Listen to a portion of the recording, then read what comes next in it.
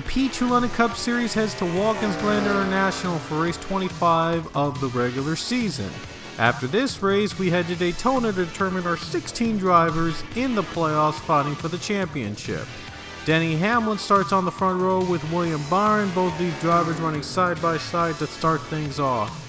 There were two open entries this weekend, the 91 driven by Mike Rockenfeller and the 88 driven by Miguel Paulito. In case you're wondering, the 42 is driven by Sam Mayer this weekend, and next weekend it'll be driven by Chad Chastain at Daytona. The first caution of the race came out on the very first lap, and there is Mike Rockenfeller. We just talked about him. And now he gets into a wreck. He hits the tire barriers entering pit road. He gets loose with Austin Cindric. A hard crash on the number 91 car.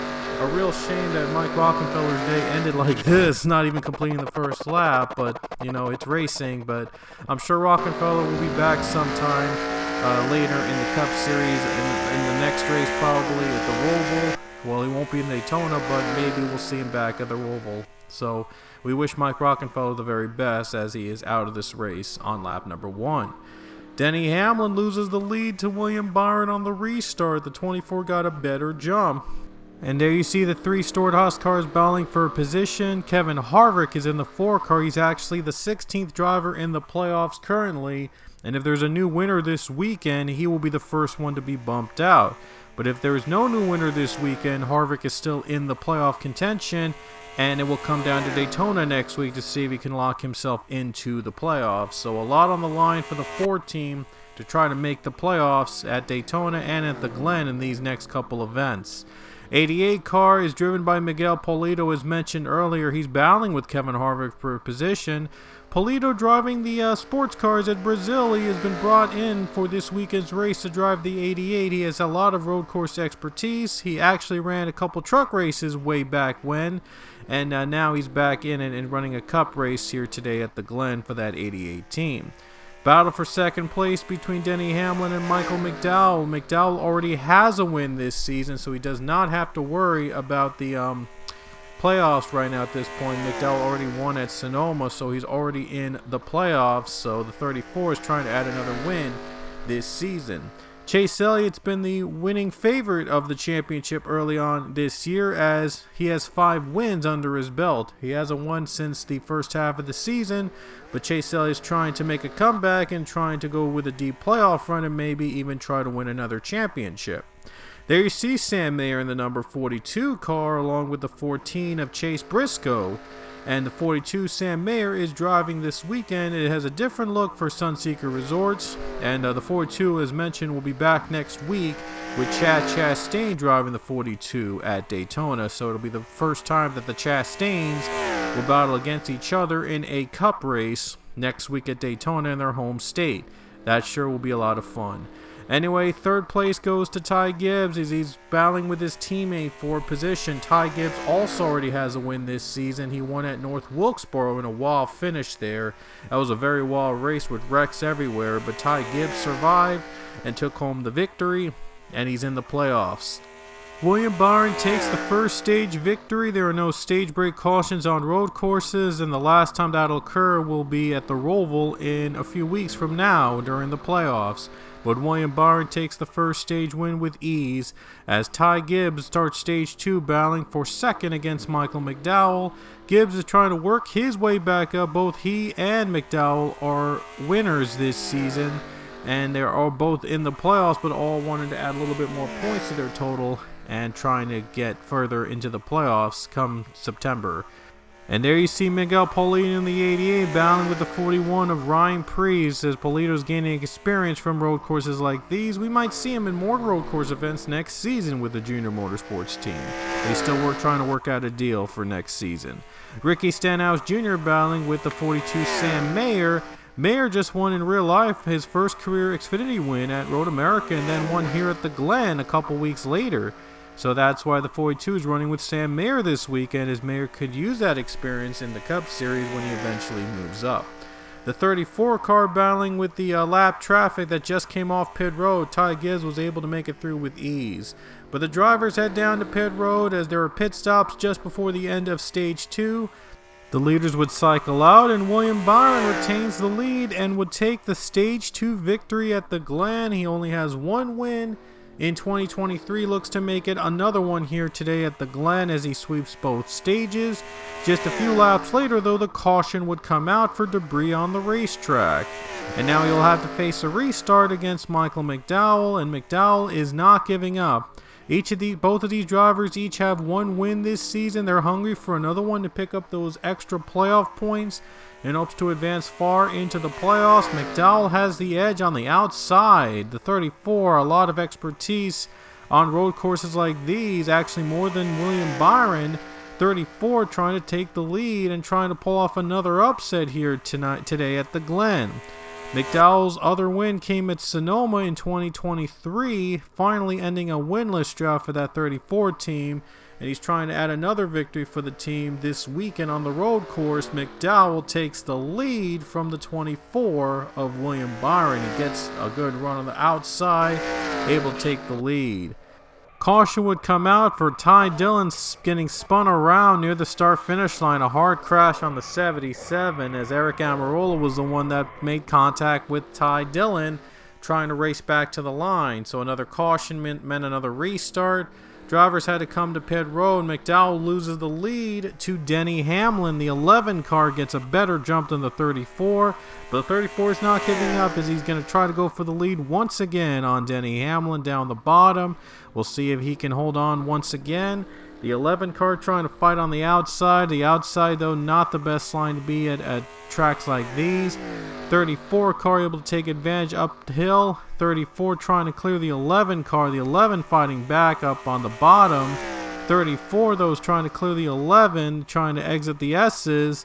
And this is where the 34 was better at. And so the 34 is able to overcome the battle with the 11 and able to retake the lead. The 19 car goes up in smoke and brings out a caution. He tried to enter pit road, but the steering broke, and now he stalls out on the track with his engine blown, and the caution would have to fly. And now drivers heading to pit road for the final time today. They're expected to make it on tires and fuel for the rest of the way, but Bubba Wallace had to stay out. And he decided to stay out, and he's going to take the lead briefly. Bubba Wallace is in a must-win situation. He has to win to get in the playoffs, but his strategy is not going to work out in his favor as he has to come to pit road. He runs out of gas and has to take his pit stop. And so does Brad Keselowski. Keselowski onto pit road. Hamlin slows up. He gets slowed in front of the 6 car, and that allows Ty Gibbs to take the lead. His teammate takes the lead away after the 11 has a little miscue, a little miscommunication who comes to pit, and the 11 loses the momentum, and the 54 takes the lead. Another caution would fly, though, as Ryan Blaney gets into a wreck with Tyler Reddick and Todd Gillen. Ross Chastain also around. The 17 was also hit as well. A huge crash near the start-finish line.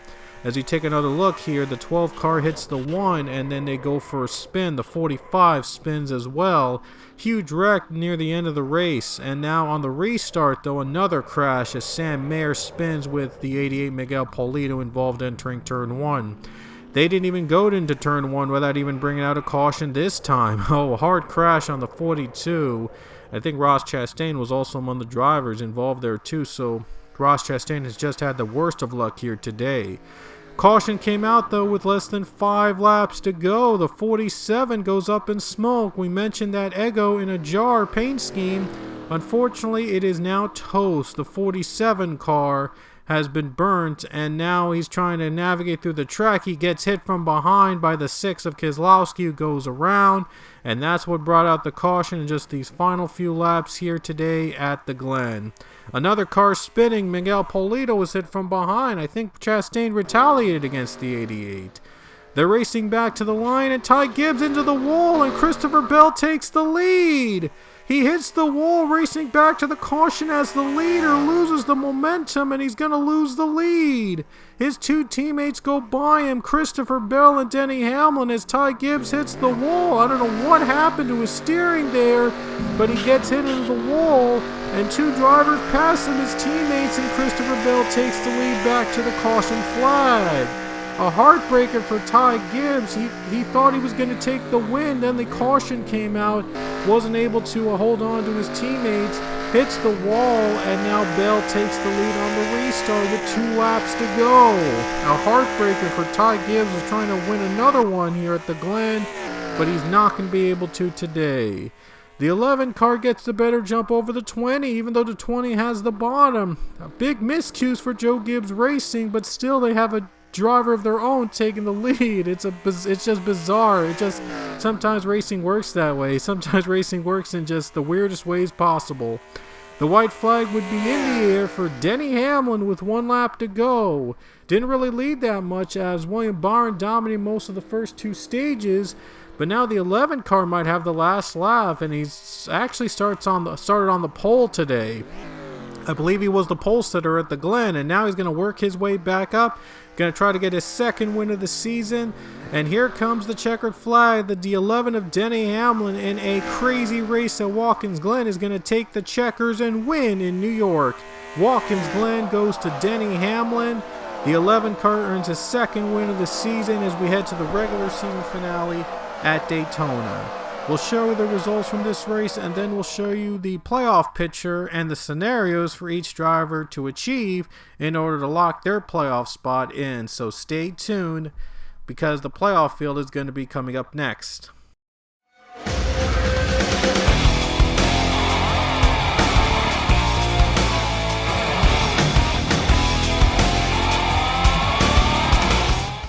Alrighty guys, here's how the playoff field looks heading into Daytona. 14 drivers are already in.